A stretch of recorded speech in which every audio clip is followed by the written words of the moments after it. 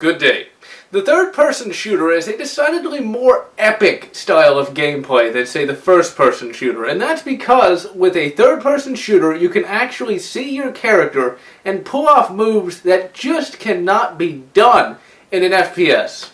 Now, a third-person shooter is absolutely perfect for the Warhammer 40k universe because 40k is a very epic universe with all the various characters pulling off major combo moves with swords and things of that nature. And Space Marine is a really good example of how a third-person shooter can be done right.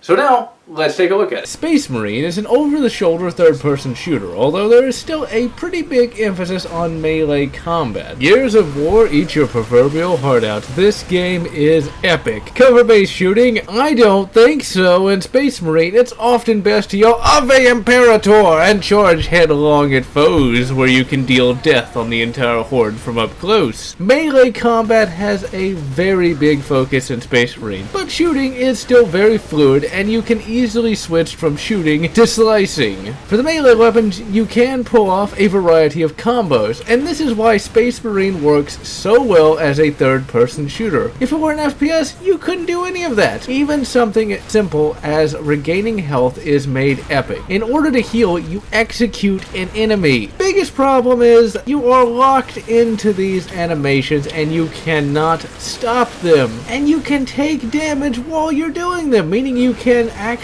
get killed while trying to heal. Like most action games these days, you get a special attack bar that fills up, and it's called the Fury of the Space Marines. And thankfully, it's not just a bullet time.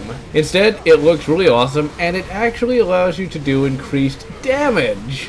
Now, you also do get an actual bullet time power, but honestly, I never used it. Now, as to the weapons themselves, you can't just pick up random weapons off the battlefield. Instead, you have to unlock them, and you do so by finding these item boxes, which have never been seen before in any of the 40k books or other games. The graphics for Space Marine are really quite good. The armor on the Space Marines is really quite well detailed, and all the enemies look fairly good as well and have nice damage modeling. The faces look okay, but the lip syncing leaves something to be desired. Sound design is excellent. Everything sounds like it should. The bolters have a very deep report. The chain sword actually sounds like a bloody chainsaw sword, and even little details like Captain Titus's running are well designed, because whenever you run, you make a loud thudding noise, and this makes sense seeing as how Captain Titus is moving about a ton of armored plate, and the music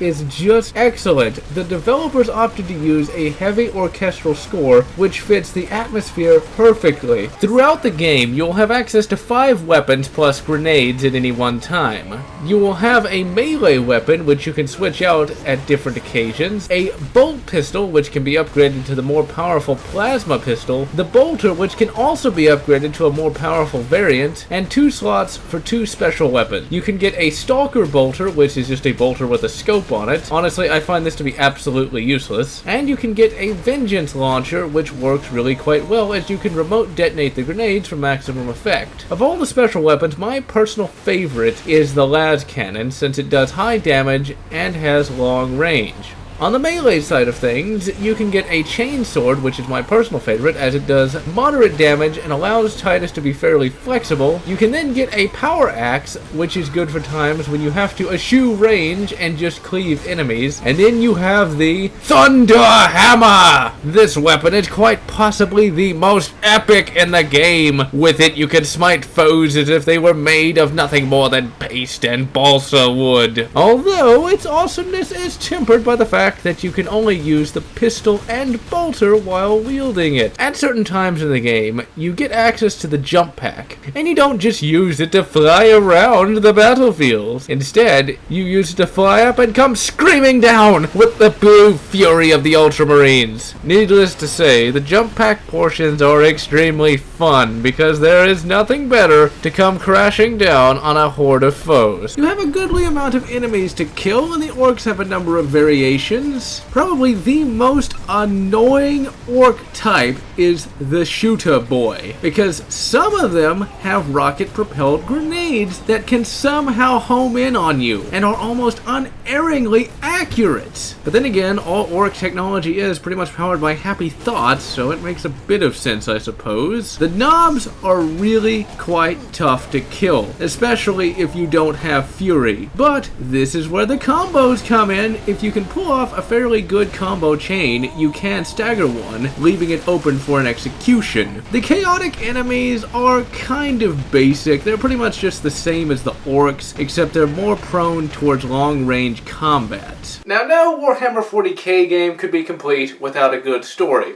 and Space Marine story is just excellent. It embodies all the traits that a good Warhammer 40k story should have. The opening cutscene sets the tone really well and introduces the concept of unending war in the far future effectively. We are first introduced to Captain Titus, a character that is sort of an amalgamation of various Space Marine characters from the books. His most notable influence is Uriel Ventress from the extremely well-written Ultramarines novels by Graham McNeill. He has a lot of really good lines throughout the game and is a legitimately likable character. The first thing he does in the game is lead his command squad down to the planet by jumping out of the Thunderhawk dropship with a jump pack on and flying down. Then he lands on an orc ship where he promptly slaughters all the greenskins in sight. And this is where he first meets the first antagonist of the game, Boss Grimskull. And he actually has a lot of good lines too. With quick thinking, Titus turns this AA gun to start firing on Grimskull, but he escapes, and Titus rides the ship down and then strikes an awesome pose. Titus then fights a bit and then rejoins his command squad, and they kill a few orcs until they meet up with the Imperial Guard leader named Mira. She is the only surviving officer, and she does help Titus throughout the game, and she even has a bunch of good lines as well. And that's another thing that really stands out about this game. The dialogue is exquisitely well written, and it has all the black humor that Warhammer 40k is so famous for. After meeting with Mira, you go in search of an Inquisitor named Drogon. When you find him, he tells Titus that he must reacquire an experimental power source before the orcs can get their grubby green hands on it. Titus gets to the generator just in time, but Grimskull shoots the servitor before it can put the power source into its containment vessel. And then when Titus tries to do it, it explodes. And Titus survives the explosion unharmed. The power source itself is warp-based. Basically, the Inquisitor drew power from the warp, and somehow it formed a crystal that generates power? Yeah, that doesn't make a lot of sense. In the 40k universe, people who can't be affected by the warp are referred to as psychic blanks, and that's exactly what Captain Titus is. Now, it's really surprising that we haven't seen a psychic blank Space Marine before, as that would really be a useful trait to have.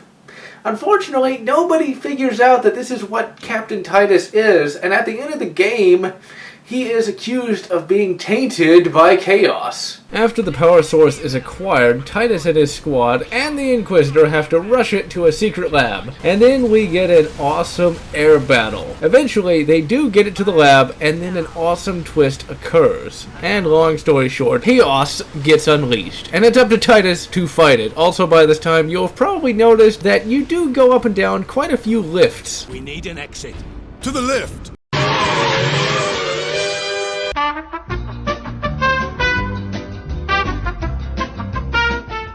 The latter half of the game is even better than the first, as you have a new variety of enemies to fight, and the atmosphere is even more frantic and epic. The single-player campaign really is the main focus of the game, but the multiplayer is also fairly well designed. You have the typical deathmatch and control points, and both work fairly well. And you can unlock numerous weapons and armor types. The best part about the multiplayer is the fact that you can unlock the customizer at level 4. This will allow you to change the color of your armor so that you no longer have to be a Smurf Blue Ultramarine. Now, throughout the game, it becomes apparent that there should have been a co-op mode, because the squad AI is terrible. Just look at this. I have to fight a dropship all by my bloody self. Dudes, little help. Guys, you know, a little fire support maybe? Anything? fine, I'll kill it myself. Despite that, there is no co-op. Instead, there is a swarm mode where you and other players fight larger and larger swarms of orcs. This works okay, but still it would have been nice to have co-op in the main game proper. And that is Space Marine. If you're an action game fan, I heartily recommend Space Marine because it does do things differently. If you're a Warhammer 40k fan, well, this is pretty much the game we've been waiting for. For next time, I will be reviewing the first book in the Eisenhorn trilogy, Xenos. But for now, this is Generallotz wishing you good Space Hulk, Vengeance of the Blood Angels, and Crackdown, or whatever makes you happy.